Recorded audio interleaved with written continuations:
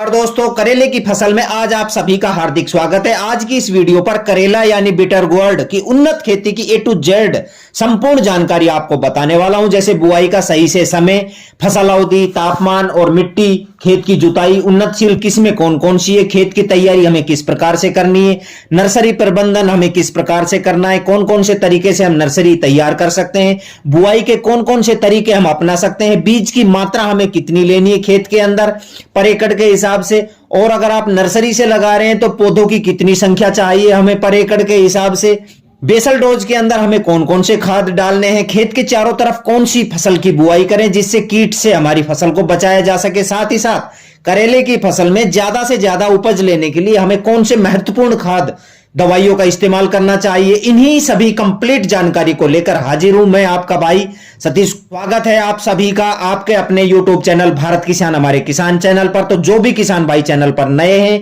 या जिसने भी अभी तक चैनल को सब्सक्राइब नहीं किया है, कृपया चैनल को सब्सक्राइब जरूर कर लें और वीडियो को लाइक करें और बिना स्किप किए हुए वीडियो को पूरा जरूर देखें।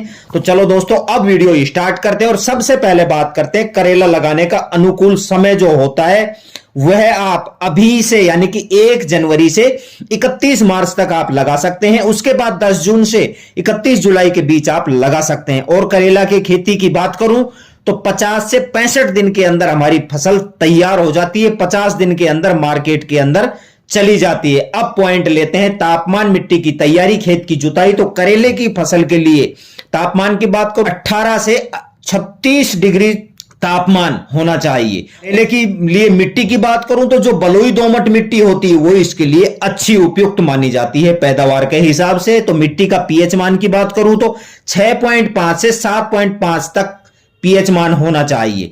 दोस्तों, अब मैं आपको बताता हूं कि खेत की तैयारी। तो करेले की फसल बुआई से 20 दिन पहले आपको 1 एकड़ खेत के अंदर 8 से 10 टन गोबर की खाद डालकर और उसको एक बार फैलाकर पूरे खेत के अंदर और उसकी एक बार गहरी जुताई करें। उसके बाद में आपको क्या करना है, पलेवा कर दें।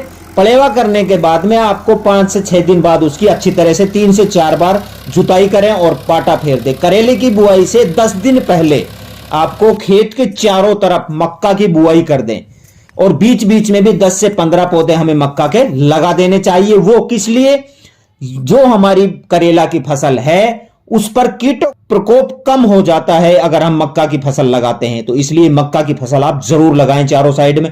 उसके बाद बात करते हैं नर्सरी प्रबंधन की। तो दोस्तों, करेला की जो बुआई है वो सीधे खेत में भी की जा सकती है या आप नर्सरी तैयार करके भी बुआई कर सकते हैं। तो नर्सरी की तैयारी हम कैसे करेंगे, या तो आप नर्सरी ट्रे ले लीजिए या थर्माकोल के गिलास ले लीजिए या आप 250 ग्राम एक पॉलीथीन आती है लंबी, उस पॉलीथीन को ले लीजिए या आप गमले के अंदर भी नर्सरी लगा सकते हैं। नर्सरी बनाने के लिए मैं आपको बताऊं, 1 भाग मिट्टी, 1 भाग सड़ी हुई गोबर की खाद ले लीजिए, 1 भाग जले हुए चावल के छिलके या आप रेत, इन सबको 10 मिनट तक आपको आग पर रखें या 8 घंटे आप धूप के अंदर डाल दें। इसके बाद इनको नर्सरी ट्रे, गिलास, जो भी आपने पॉलीथीन ली है उनके अंदर इनको भर दें। फिर उसके बाद में 2.5 ग्राम कॉपर ऑक्सी क्लोराइड को 1 लीटर पानी में घोलकर गिलास में जो भी आपने लिए हैं मिट्टी को गीला कर दें, सभी मिट्टी के अंदर वो पानी डाल दें। 1 गिलास में 1 बीज के हिसाब से बुआई कर दें और गिलास को या आपने जो भी ट्रे ली है, ट्रे के अंदर, पॉलीथीन में, गमले में, जो भी आपने जिसमें भी बीज डाले हैं, नर्सरी लगाई है, उसको आप छाया के अंदर रख दें या पॉली हाउस में रख दें और सुबह शाम जो भी आपको रोज आवश्यकता के अनुसार उसके अंदर पानी डालते रहें। अब दोस्तों, अपनी बात आती है बुआई के समय जो हम बेसल डोज में खाद डालते हैं वो खाद हमें क्या क्या लेना है। तो दोस्तों, करेला की फसल बुआई के समय आप 1 एकड़ खेत के अंदर 50 केजी डीएपी, 100 केजी एसएसपी यानी single super phosphate, 50 KG urea, 50 KG potash, 10 KG फ्लोराडोन, 5 केजी जायम, ये चीजें आप अपने खेत के अंदर इस्तेमाल कर सकते हैं। इनको अपने खेत के अंदर डाल दीजिए। उसके बाद में किसान भाइयों, आप बीज की मात्रा अगर आप नर्सरी से लगा रहे हैं तो आपको 2600 से 2700 पौधे की जरूरत पड़ेगी पर एकड़ के हिसाब से। और अगर आप सीधा बीज लगा रहे हैं तो आप बीज को क्या करना है, 1 रात बीज को पहले भिगो दीजिए क्योंकि इसका बीज बहुत टाइट होता है।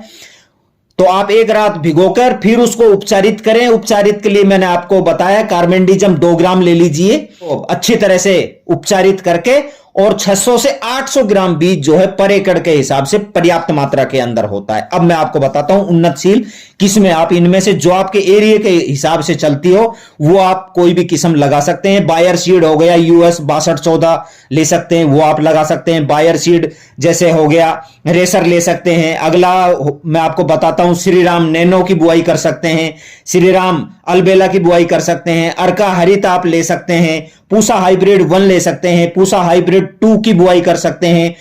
उसके बाद VNR आकाश ले सकते हैं। तो आप इनमें से कोई भी एक हाइब्रिड आप वैरायटी लें या अपने एरिया के हिसाब से चुने। और बीज का उपचार मैं बता चुका हूं, 2 ग्राम कार्बेंडिजम को लेकर 1 kg बीज को आप उपचारित करके फिर ही लगाएं। उसके बाद अब मैं आपको बताता हूं बुआई का तरीका। तो बुआई के तरीके के लिए आप मल्चिंग ड्रिप सिस्टम से लगाएंगे तो बहुत ही अच्छी, यानी कि कम खाद के अंदर, कम खर्चे के अंदर आपका करेले की फसल तैयार होके आएगी। तो उसके लिए आपको क्या करना है, पहले पाटे बना दीजिए, बेड बना दीजिए। बेड पर देखो ये किस प्रकार से बेड बना रखे हैं, उस पर ड्रिप सिस्टम डाल रखा है, और ड्रिप डालने के बाद में फिर उस पर पन्नी लगा दीजिए। मल्चिंग ड्रिप सिस्टम से यदि आप लगाएंगे तो आप बहुत ही अच्छी उन्नत पैदावार लेंगे। या आप खुले मैदान के अंदर भी लगा सकते हैं, या आप अपने हिसाब से, मैं बताऊंगा उसके हिसाब से, गड्ढे खोद के और आप सीधे पौधे भी लगा सकते हैं, या आप उसके अंदर बीज भी लगा सकते हैं। वो फिर आपकी इच्छा पर निर्भर है, आप जैसे भी आप लगाने चाहो। तो उसके लिए आपको पौधे से पौधे की जो दूरी है वो 60 सेंटीमीटर रखनी है, और पंक्ति से पंक्ति की जो हमारी दूरी होती है वो 150 से 180 सेंटीमीटर हमें रखनी है, और 3 से 4 सेंटीमीटर की गहराई पर हमें बीज को लगाना चाहिए। और मैंने पहले बताया बीज को उपचारित जरूर करें। विधि आप जो भी हो वो उस विधि से आप अपने खेत के अंदर करेला लगा सकते हो, गड्ढे खोद के भी लगा सकते हो, सीधे खेत मैदान के अंदर भी लगा सकते हो, और मल्चिंग ड्रिप सिस्टम से भी लगा सकते हो। अब दोस्तों अगला पॉइंट आता है अपना सिंचाई का। तो अगर आपने नर्सरी से बुआई की है तो रोपाई करने के तुरंत बाद ड्रिप सिस्टम आप स्टार्ट कर दीजिए, या खुले मैदान में लगाया तो पानी लगा दीजिए। और फिर उसके बाद में आप 6 से 7 दिन के बाद में यदि गर्मी है तो आप सिंचाई करते रहें। करेले की फसल में 8 से 9 सिंचाई की जरूरत पड़ती है। उसके बाद में फसल कटाई की बात करें तो दोस्तों वैरायटी के आधार पर 50 दिन पर हमारी जो है फसल शुरू हो जाती है। तो फलों के अनुसार आप तुड़ाई कर सकते हैं। जब फसल की आपको लगे हाँ भाई अब ये मार्केट में ले जाने के लिए हो गया है, तो आप फसल की तुड़ाई करके मार्केट के अंदर ले जाए। तो दोस्तों इस प्रकार से अगर आप करेले की खेती करेंगे, ये विधि आप अपनाएंगे, तो सबसे पहले मार्केट के अंदर आपकी सब्जी जाएगी, करेले जाएंगे, उन्नतशील आप खेती पैदा करेंगे, अच्छा आपको रेट मिलेगा। तो दोस्तों ये आज मैं वीडियो आपके लिए लेकर आया था। यदि मेरी जानकारी अच्छी लगी हो तो वीडियो को लाइक शेयर सब्सक्राइब जरूर करना। धन्यवाद। मिलते हैं अगली जानकारी के साथ अगले नए वीडियो में।